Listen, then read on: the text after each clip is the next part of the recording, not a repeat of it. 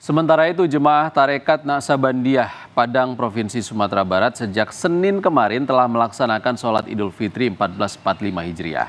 Naksabandiah menetapkan jatuhnya 1 Syawal pada hari Senin kemarin berdasarkan rukyat hilal dan hitungan hisab munjid yang diterapkan secara turun-temurun.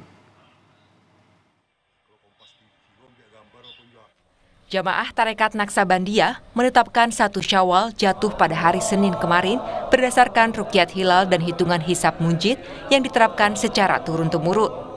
Sholat Idul Fitri digelar di Surau Baru, Kecamatan Pauh, Kota Padang, Sumatera Barat. Terhitunglah lengkap 30 hari dari kemarin.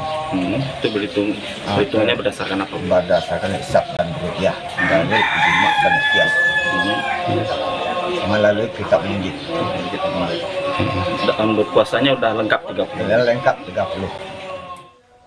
Sholat Idul Fitri dimulai sekitar pukul 8 pagi. Tarekat Naksabandiah merayakan Idul Fitri lebih awal karena memulai puasa juga lebih awal berdasarkan hitungan hisab munjid yang diterapkan.